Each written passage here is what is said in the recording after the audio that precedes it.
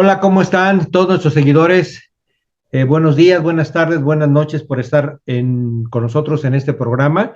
Es un programa especial en México en estas fechas, 1 y 2 de noviembre. Tenemos un festival muy significativo que es el Festival de los Muertos, de Todos los Santos, del Día de los Santos Difuntos, un legado que fue un híbrido entre la cultura española que nos legaron los españoles junto con el cristianismo y obviamente la cultura prehispánica. Sin embargo, no solamente en México se hace esto, sino se hace en muchas partes del mundo. Y este tema hemos invitado nuevamente, como ya habíamos quedado en el programa anterior con la maestra Sofía Velarde, de invitarla nuevamente para platicar con nosotros. Antes de darle la palabra e iniciar con esta interesante charla que se va a llamar Entre la vida y la muerte, culto y la tradición, quiero presentar nuevamente a la maestra Sofía Irene Velarde Cruz. Ella es licenciada en Historia por la Facultad de Historia de la Universidad Michoacana de San Nicolás de Hidalgo y maestra en Filosofía de la Cultura por parte de la Facultad de Filosofía de la misma universidad. Obtuvo mención honorífica en su tesis titulada El arte mestizo de la Nueva España. Ha incursionado en diversos temas sobre la historia del arte del periodo colonial en México y en el siglo XX. Entre sus obras bibliográficas destaca el arte barroco en la villa de San Miguel el Grande, imaginería michoacana de la caña del maíz, el grabado mexicano en la obra de Manuel Manilla, el grabado mexicano en el siglo XX y muchas otras obras más. Ha ocupado la jefatura del departamento del Museo de Arte Colonial de Morelia entre los años 2008 al 2012 y posteriormente del 2016 al 2021. Ha impartido diversas conferencias sobre distintos temas de historia del arte en México y en el extranjero. Fue merecedora del premio José Vasconcelos 2020, que otorga el Frente de Afirmación Hispanista. Además, en su formación académica, la maestra Sofía Velarde es terapeuta integral, coach espiritual angelical, tiene certificado en cirugía astral nivel 1 y es maestra en Reiki Usui angelical. Pues entonces, pues vamos a iniciar sin más comentarios, vamos a iniciar con con este interesante tema que nos va a dar la maestra. Maestra, ahora sí que vamos a hacer esta presentación como una conferencia. La maestra preparó una muy hermosa presentación. Yo voy a ser ahora su ayudante técnico porque prefiero ir a la maestra con toda esta explicación que nos va a dar para que disfrutemos de ese contenido. Adelante, maestra. Muchas gracias, doctor, por la invitación. Pues un honor estar aquí con usted, ¿no? Y con todo el público que lo sigue, que ya es muy importante su programa, ¿no? Muy bien, maestra. ¿Quiere que le ponga la presentación? Pues mire, vamos a empezar vamos a hablar, sí, justo de esta tradición de Día de Muertos. Vamos a empezar hablando sobre algunas culturas de la antigüedad, porque esto se remonta a la antigüedad. Nosotros pensamos que es muy mexicana esta tradición, sin embargo, bueno, se celebra desde hace miles de años, ¿no? Incluso en Europa es donde empieza a celebrarse este culto. Si quiere, vemos la primera ¿Cómo diapositiva. no? Presentamos. Listo, maestra.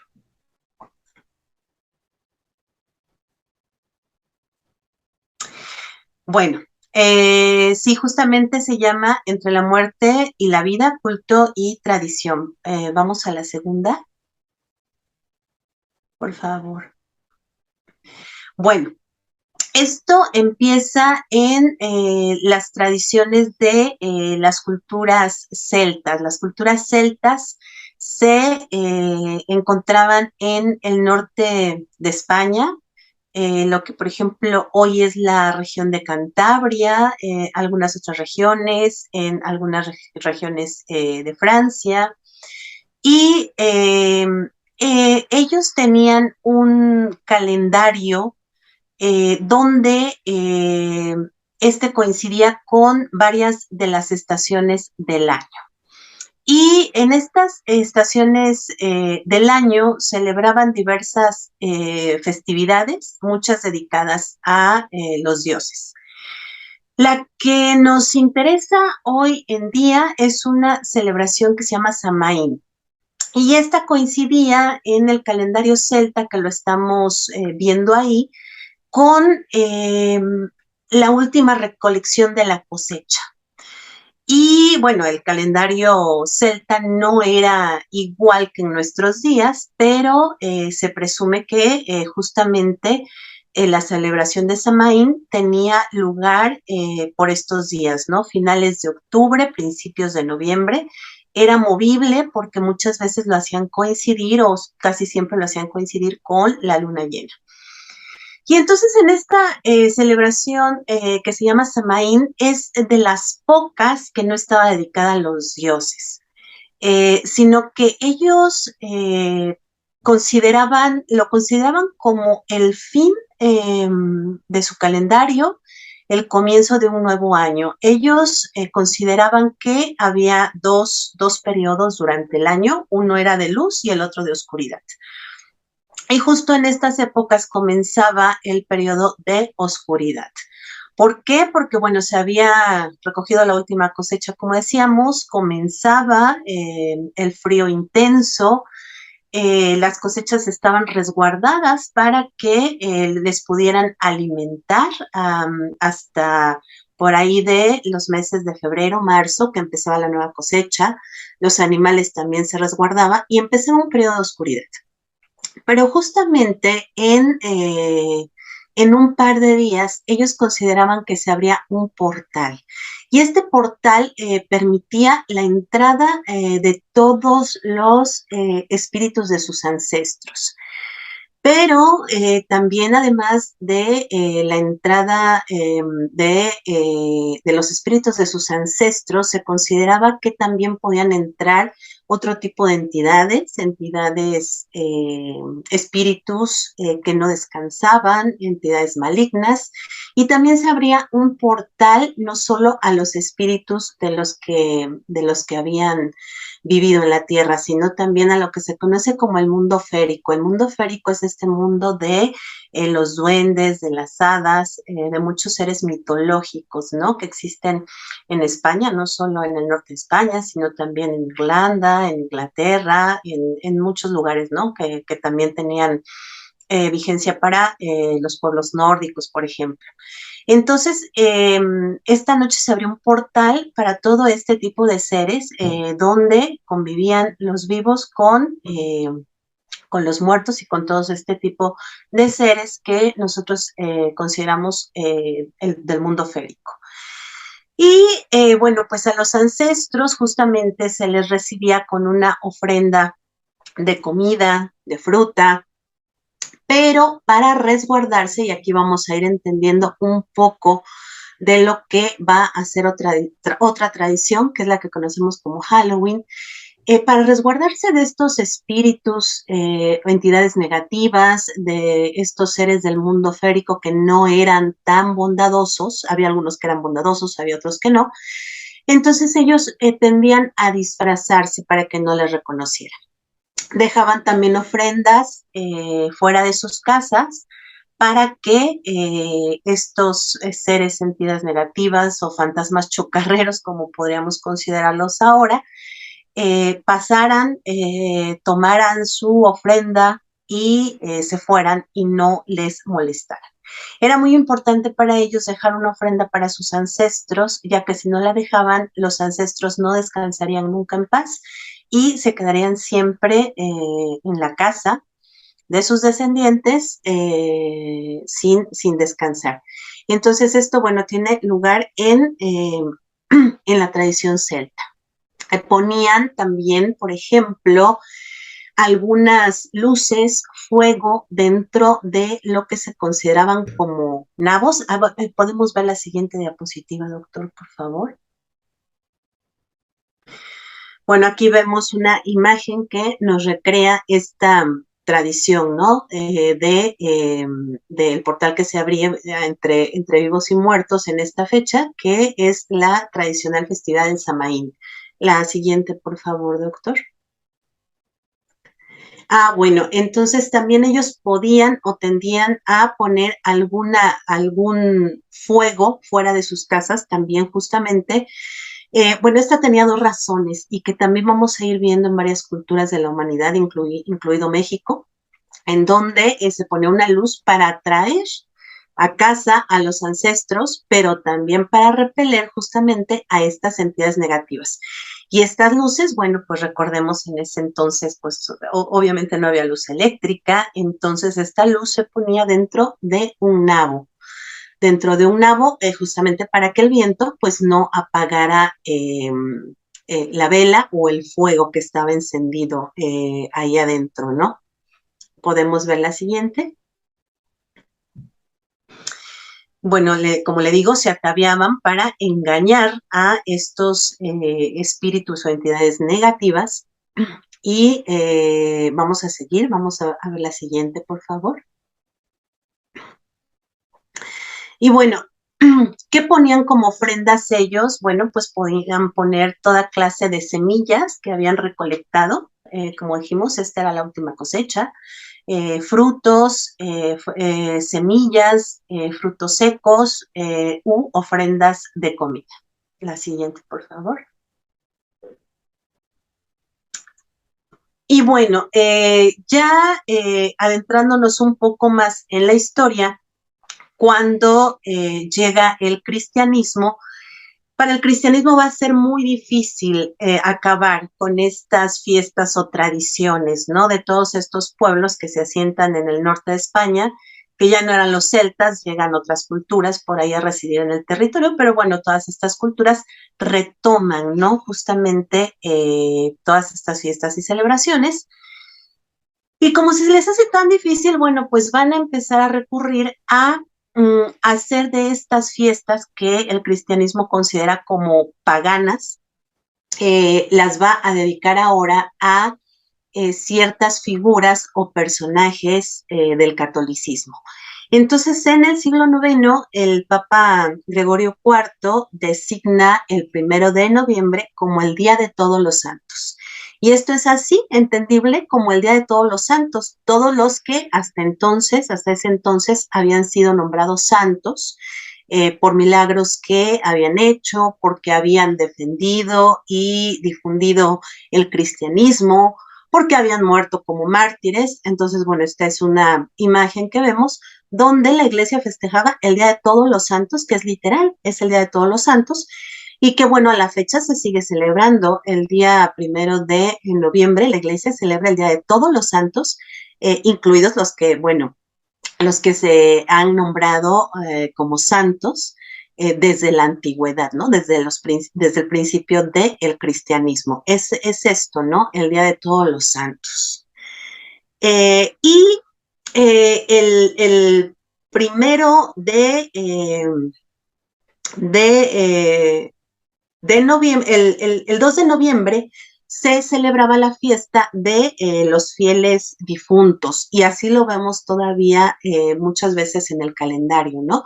¿Y quiénes son los fieles difuntos? Bueno, pues aquellos que son cristianos, que están bautizados, y entonces se celebran estas dos fiestas, ¿no? El primero, el Día de Todos los Santos, y el día 2, el de los fieles difuntos, aquellos que habían acogido el cristianismo y que se sumaban o se sumaron a la Iglesia Católica y que se sigue festejando a la fecha, ¿no?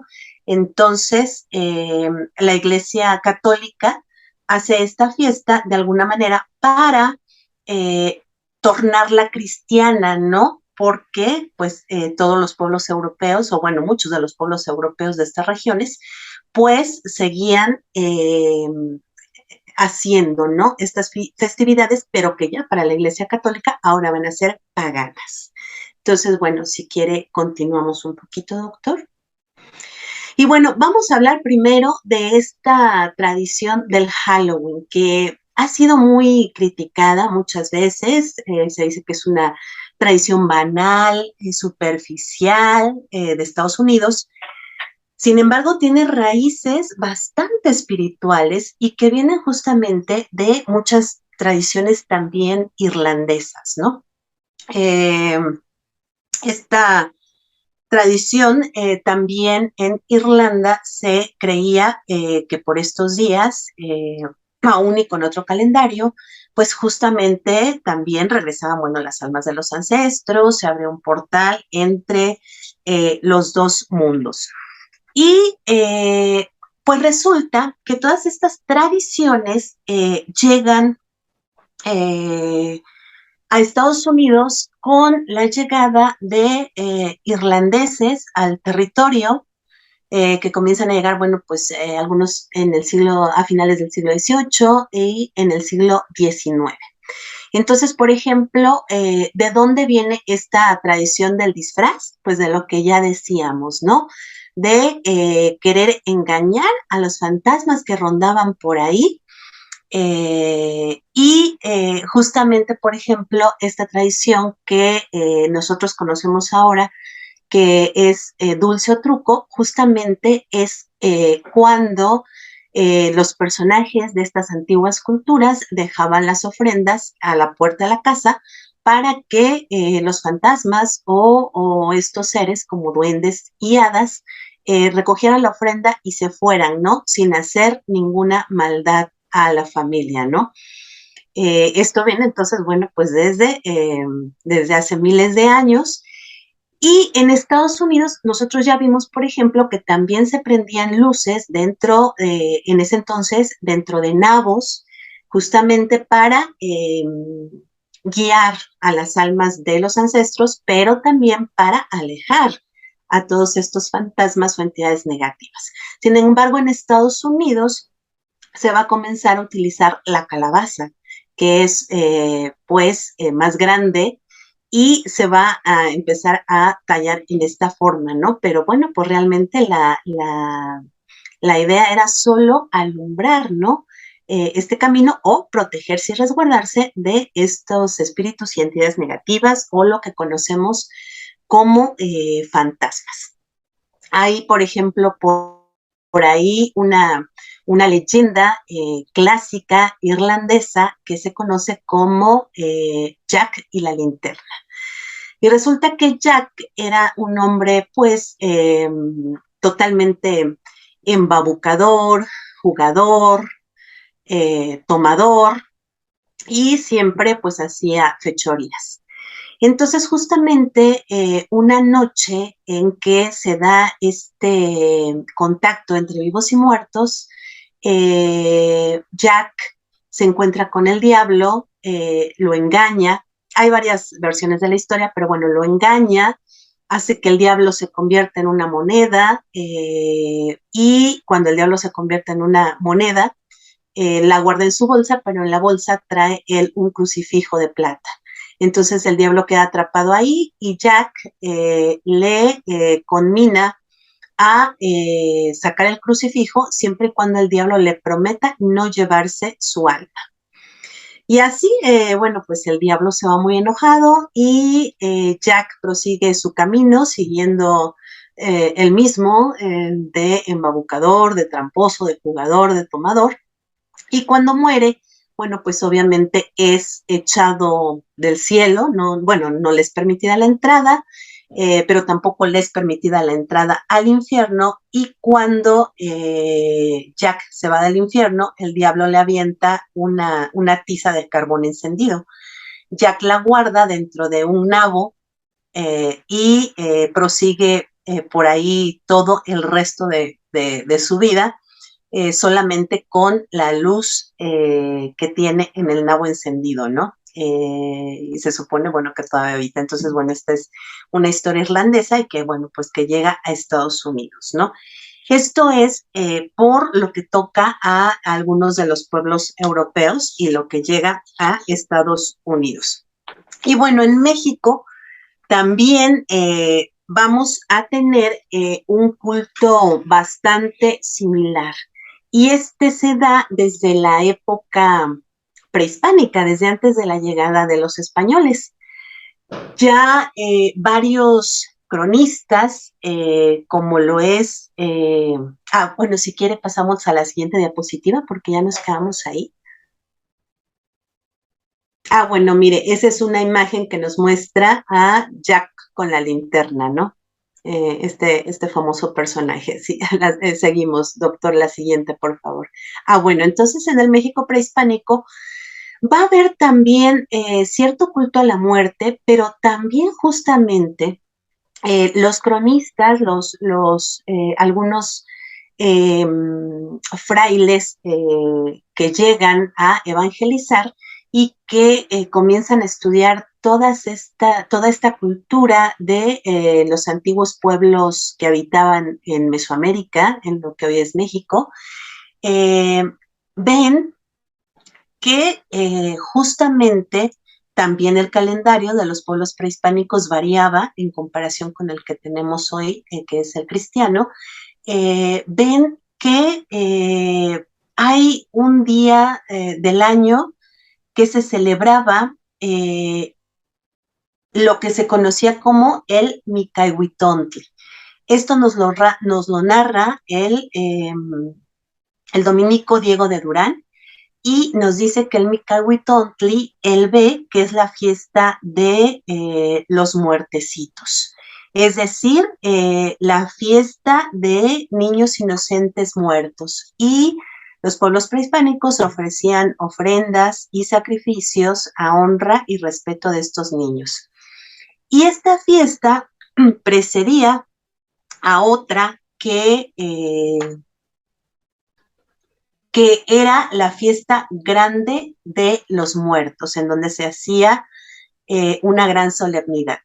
Y es bastante, eh, bueno, hay muchas similitudes, ¿no? Con esto que creían los celtas, porque justamente, bueno, en México no tenemos el clima, ¿no? Que los europeos, donde ahí sí hay nevadas, donde casi no pueden salir de casa en algunos días, pero aquí justamente también cuando empezaba el frío, las cosechas ya estaban recogidas en su totalidad, y para que el frío que entraba por estas épocas, en el mes de octubre, no destruyera sus cosechas, entonces también se hacía, bueno, esta fiesta para los muertecitos y también la fiesta grande, la cual se realizaba con gran solemnidad en el 10º mes del año cristiano, nos dice Fray Diego de Durán, es decir, en octubre, los últimos días de octubre. En este mes, los pueblos indígenas, sobre todo los del centro de México, temían que el hielo, como decimos, acabara con sus cosechas, y con antelación realizaban ofrendas y sacrificios. También ellos consideraban que en estas fechas venían sus ancestros, y tanto en la fiesta de los pequeños, de los muertecitos, como se les llamaba, y también en la fiesta grande, en donde se esperaba a los muertos que habían muerto, bueno, siendo adultos, se ofrecían como ofrendas, bueno, pues una serie de elementos como lo eran cacao, cera, aves, frutas, semillas y comida. Si quiere, podemos pasar a la siguiente. Bueno, este es una imagen de que nos muestra, ¿no? Cómo recogía, por ejemplo, Fray Diego de Durán, este dominico que decimos, las tradiciones de estos pueblos, justamente mediante los mismos eh, um, mediante los mismos indígenas, que las vertían muchas veces en códices, ¿no? Ahí dice los tlacuilos de Fray Diego de Durán. Un tlacuilo era el que se dedicaba a pintar, ¿no? Era el que hacía, o los que hacían los códices, que todavía existen, muchos en México y que muchos están en el extranjero. Si quiere, podemos pasar a la siguiente. Bueno, y entonces, pues estas tradiciones también se van a conjuntar, ¿no? Tanto la tradición que tienen los españoles, que llegan a lo que se conoce como la Nueva España, con las tradiciones prehispánicas, y van a ir teniendo pues su sincretismo durante la época colonial hasta llegar al siglo XIX. Y en el siglo XIX, por ejemplo, ya un escritor que se llama Antonio García Cubas, en el año de 1904, narra, por ejemplo, la forma en la que se celebraba el Día de Muertos, ¿no? En el siglo XIX. Este es un libro que se llama El libro de mis recuerdos, donde Antonio García Cubas recoge pues muchas tradiciones y leyendas de México y nos dice García Cubas. El día de Todos Santos, algunos de los pobladores de la capital concurrían a los templos para visitar las reliquias de los santos que en ella se veneran. Los serenos nocturnos, los gendarmes, los repartidores de periódicos, los aguadores y otros individuos repartían desde la mañana versos impresos por medio de los cuales pedían su tumba, su calavera o su ofrenda. De la misma manera que pedían aguas frescas en Semana Santa, su guacalito en el Corpus y su aguinaldo en Navidad, ya desde el siglo XIX, ¿no? En el portal de mercaderes había puestos en los que se vendían todos los objetos que se relacionaban con la idea fúnebre del día, como esqueletos de barro, bizcochos de diversas figuras, dulces cubiertos, palanquetas y calabaza en tacha de tierra caliente. De los dulces de azúcar sobresalían los afamados alfeñiques de las monjas de San Lorenzo. El pueblo come en estos días los dulces de azúcar que representan cráneos, esqueletos, tibias y otros huesos del ser humano. Unos acudían a la visita de los panteones que terminaba al oscurecer. Otros acudían al teatro para solazarse con las terríficas escenas de Don Juan Tenorio. Por la noche, los del pueblo bajo, en sus hogares, encendían las velas en el altar de sus ofrendas, consistiendo estas en bizcochos, fruta, dulces, tamales y calabaza cocida. Todo preparado para que a medianoche tuvieran que cenar sus deudos difuntos. Esto era lo que se hacía en el siglo XIX, ¿no? Y bueno, aquí nos dice, porque, por ejemplo, que muchos acudían a los templos a ver las reliquias. Las reliquias son algunas partes, y esto es también algo muy fúnebre, cuando moría un santo, bueno, en Europa, los huesos del santo se guardaba tanto, bueno, la cabellera, los huesos sobre todos, y se repartían a diferentes iglesias. Estas reliquias se ponían en lo que se conoce como el ara del altar, que es donde se oficiaba misa. Entonces siempre tenía que haber por ahí una reliquia. Pero bueno, para todas las iglesias era importante tener reliquias de santos, ¿no? Algunas reliquias también consistían en algunos elementos del mismo Jesucristo, ¿no? Por ahí tenemos miles de astillas que están perdidas en el mundo y que dicen que son de la cruz de Jesucristo. El sudario, ¿no? Con el que se le envolvió también es considerado una reliquia, pero bueno, lo más común eran las reliquias de los santos, ¿no? Y eran pequeñísimos fragmentos de hueso que esa noche se exhibían en las iglesias. Y todavía, bueno, no lo sé si todavía es la tradición, pero yo alguna vez, hace cosa de 20 años, que visité Pátzcuaro en estas festividades, todavía en lo que se conoce como el templo de la Compañía de Jesús, bueno, que era el templo de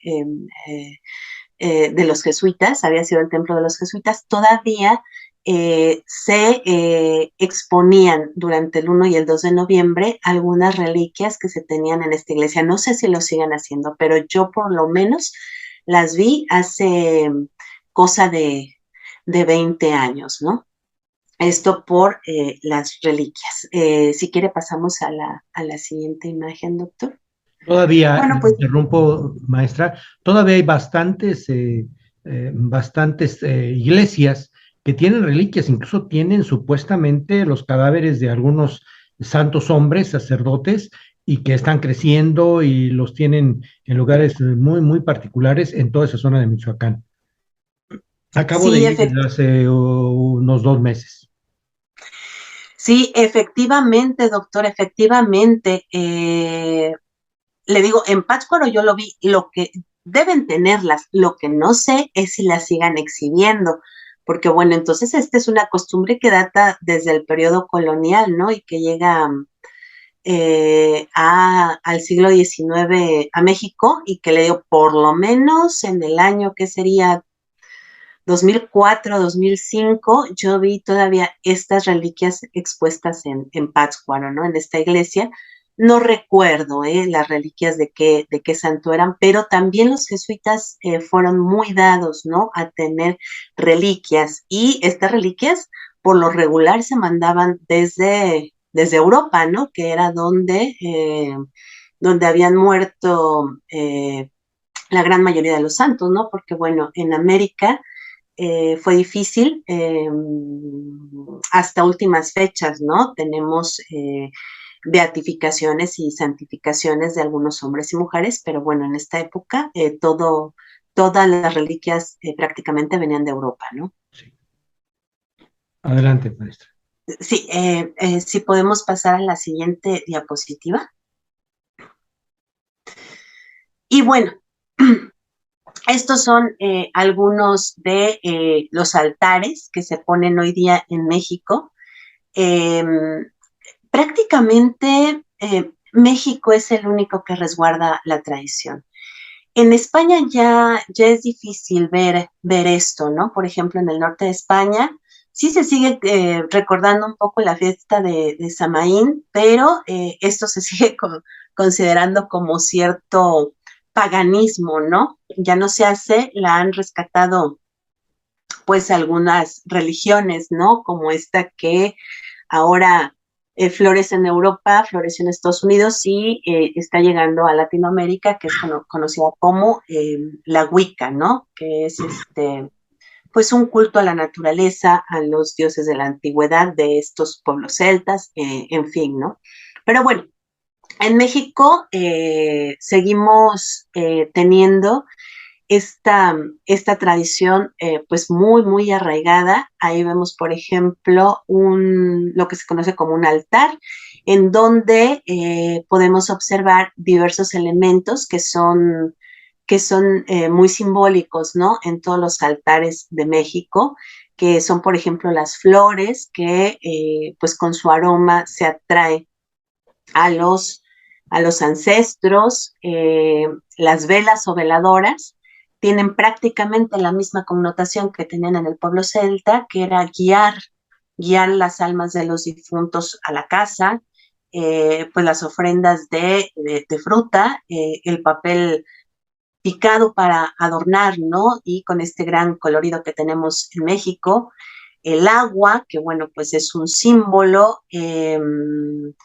que une al mundo de los muertos con el de los vivos y que además también sirve para que el difunto cuando llegue a casa pueda tomar agua y refrescarse.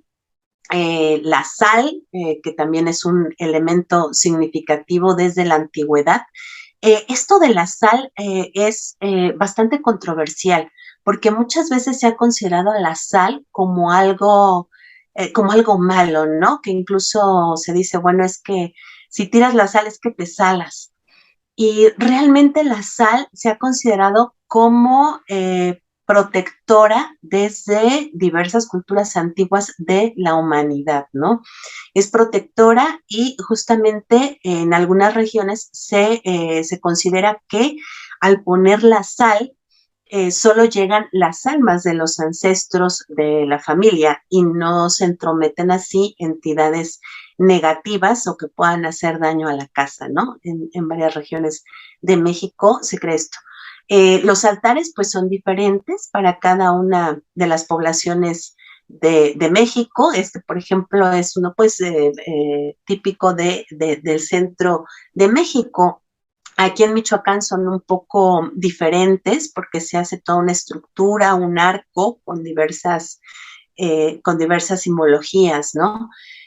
Pero bueno, los altares pueden tener diversos niveles que van desde los más sencillos hasta tener 1, 2, 3, 4 niveles, ¿no? Que todos significan alguna cosa diferente, ¿no? Por ejemplo. No, a ver si podemos ver la siguiente. Bueno, y vamos a hablar entonces, ya para ir acabando y hacemos algunos comentarios finales, si usted quiere, sobre la muerte en el arte.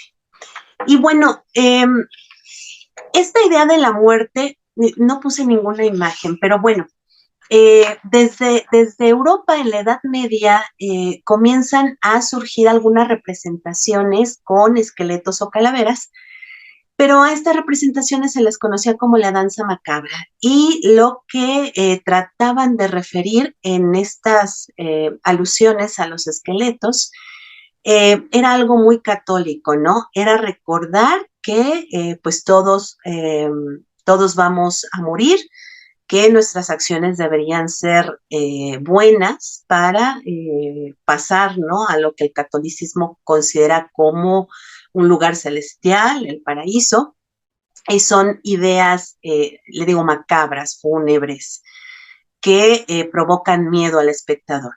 Sin embargo, en México van a comenzar a ver artistas que le dan a la muerte un toque hilarante, un toque de comicidad, que hacen reír al espectador.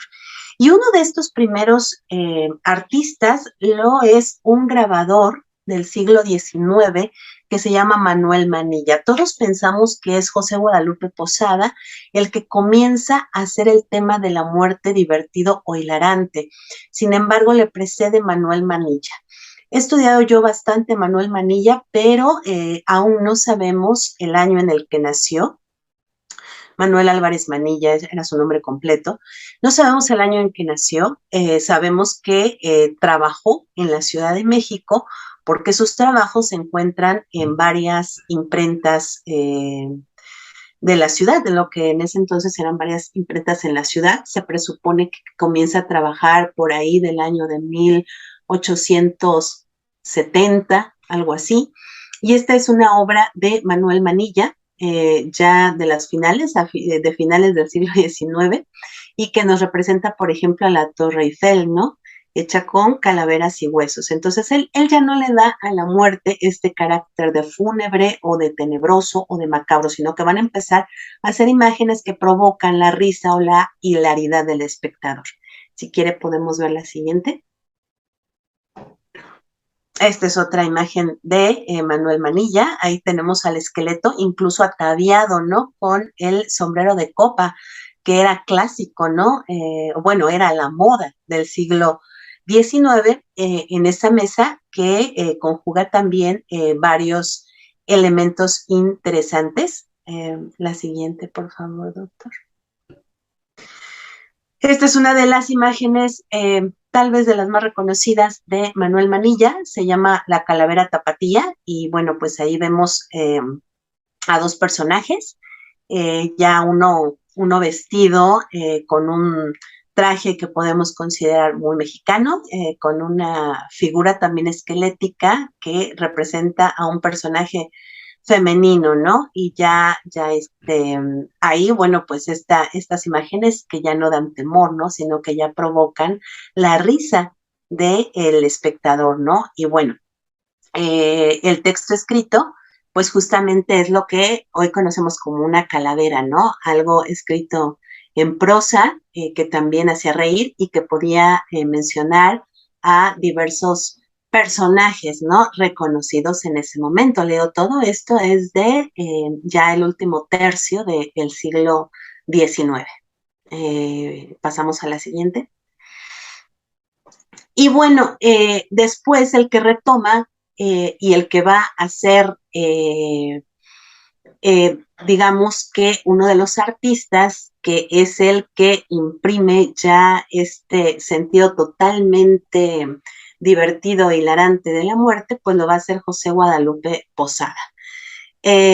Varios de los que hemos estudiado a Manuel Manilla consideramos que Posada retomó algo de Manuel Manilla. Manuel Manilla casi no es reconocido, pero justamente Manuel Manilla trabajó primero en la imprenta donde después trabaja Posadas, que es la imprenta de Antonio Vanegas Arroyo, que es quien tiene todas las placas de muchos grabados de Manuel Manilla, y cuando Manuel Manilla, no sabemos tampoco el año en que muere, en el que se va. Sabemos que tuvo un hijo que también retoma el trabajo del grabado, pero este no es tan conocido. Pero bueno, en esta imprenta, justamente cuando desaparece Manuel Manilla, llega a trabajar José Guadalupe Posada y es el que va a hacer a este personaje de la muerte, pues cumbre, ¿no? Para el arte, para la tradición y para la identidad mexicana, ¿no?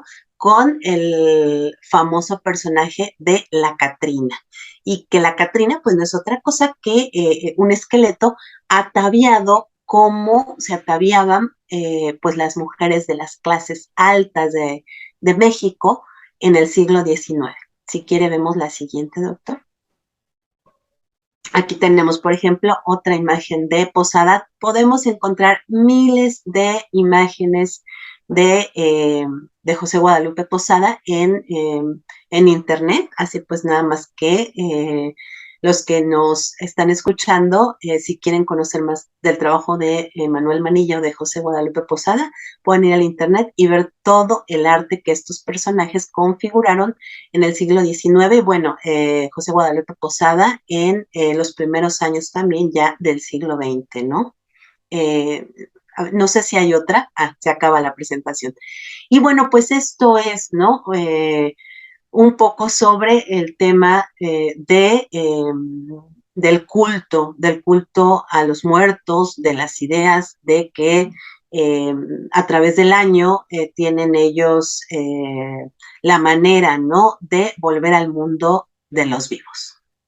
Es muy interesante y si hacemos un repaso de todo lo que usted nos ha comentado, por un lado empezó el recordar a los ancestros, el respetar a los ancestros, el invitar a los ancestros a venir, pero en esta época donde estamos, en una época de total agresividad del ser humano, ha cambiado toda esa circunstancia a adorar la muerte, que es una circunstancia totalmente diferente al culto a la muerte tradicional, histórico, incluso religioso o ecléctico, si lo pudiéramos decir. Pasamos de ese reconocimiento a que somos nada, que somos muerte, de querer platicar con el alma, con el espíritu, a querer utilizar a la muerte para fines macabros o malévolos o agresivos en contra de la humanidad, que son dos mundos totalmente diferentes, maestra. Efectivamente, doctor, sí, todos estos cultos, todas estas, pues toda esta cultura, ¿no? Que tenían los pueblos de la antigüedad en la humanidad, eran pues tradiciones donde justamente era el respeto hacia los ancestros, ¿no? El recordarlos, el considerar que ellos venían un día o dos al año para convivir entre nosotros. Bueno, existe también la idea de estas entidades, fantasmas o espíritus negativos que también siempre las ha habido en todas las culturas, pero no con la connotación que efectivamente pues se ha dado en algunos cultos, ¿no? A esta figura que ya no es ni católico, ni tampoco es una tradición de las culturas antiguas de Mesoamérica, que es algo ya como una deformación, ¿no? Que se ha hecho de esta figura. Sí, porque la muerte no es un santo, ¿no? Ni el santo es la muerte. O sea, hay una serie de cruzar información que no es y que los habitantes a veces se confunden bastante porque así conviene a algunos grupos o algunas organizaciones, ¿no? Pero es muy interesante recopilar todo esto y de la muerte en nuestro país, pudiéramos hablar de muchos, pudiéramos hablar ricamente del Mictlán, pudiéramos hablar de todo lo que sucedía, pero usted nos ha dado un panorama precisamente de cómo llegamos a este momento en este programa especial que estamos haciendo y que queda pendiente para otra ocasión, maestra, continuar con estos conocimientos que usted sabe, para ir informando, para ir charlando con nuestros seguidores sobre toda esta cultura prehispánica mexicana, esa diferencia entre Mesoamérica, Aridoamérica, que a veces confundimos y que siendo pues mexicanos a veces la desconocemos. Sí, efectivamente, doctor. Y que mire que además, cuántas coincidencias hay, ¿no? Con estos pueblos celtas que incluso se asientan en la humanidad desde hace miles de años, miles de años antes del cristianismo, y que son de veras muchísimas las coincidencias que tenemos con ellos, ¿no? Las ofrendas, la idea de este regreso de los ancestros, e incluso, como le digo, ¿no? El Halloween que ha sido tan mal visto, pero que tiene unas raíces también espirituales y culturales muy importantes, ¿no? De las culturas irlandesas, que pues que también ya se ha formado, pero que a través del estudio de estas culturas podemos comprender muchísimas cosas, ¿no? Por ejemplo, el uso de los disfraces, del uso de estas calabazas que se han hecho también ya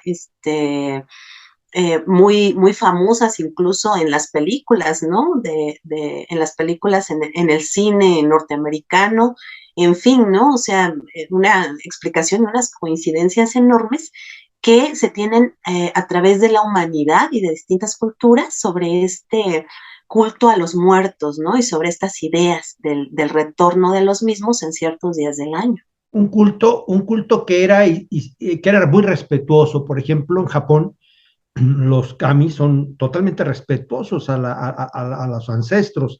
Nosotros también teníamos ese respeto a nuestros ancestros y algo ha sucedido en nuestra cultura actual de falta de respeto para ir modificando esto. Pues maestra, no sé si quiera hacer un comentario final.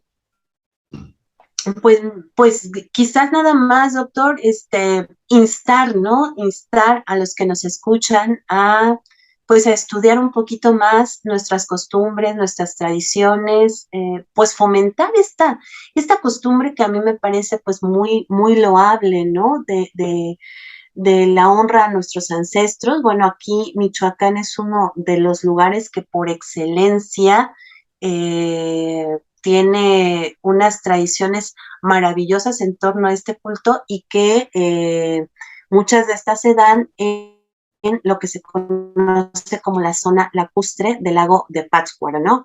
Que tiene quizás o tuvo su mayor ejemplo en lo que es la isla de Janitzio, ¿no? Pero bueno, en todo México, con sus diferencias, con sus similitudes, eh, creemos en lo mismo, ¿no? Y quién no de los que nos está escuchando, ponemos en casa, a lo mejor no un altar tan magnánimo como los que hemos visto, pero sí a lo mejor una velita, una florecita y una pequeña ofrenda, ¿no? Para conmemorar, recordar este día, o tenemos la creencia de que verdaderamente nuestros ancestros vienen a visitarnos en un par de días. Así es. Pues vean este programa y a todos los que no son de México que van a ver este programa, invitarlos a que vengan a ver nuestra cultura, el lago de Pátzcuaro, donde florece esto en este mes, en estos principios de noviembre, Janitzio, Sinsunzan, todas estas zonas que platica la maestra, valdría la pena que un día lo convivieran, lo vieran, para que vean ese preciso respeto que se tenía por los antiguos, ese amor que se tenía por los antiguos y ese amor y veneración hacia la muerte y el respeto, en ese respeto híbrido que ya después se hace un aspecto ecléctico cuando entra la Iglesia Católica, pero que nosotros ya lo convivíamos desde hace mucho. Pues muchas gracias a todos nuestros seguidores. Si les gustó el programa, un link, todos los comentarios que quieran hacerle a la maestra en el YouTube, ella lo contestará lentamente y pues ya la tendremos en otro momento, maestra. Muchas gracias. No, al contrario, doctor, muchas gracias a todos los que nos escuchan y pues nada, a celebrar esta tradición. Hasta luego, que estén bien.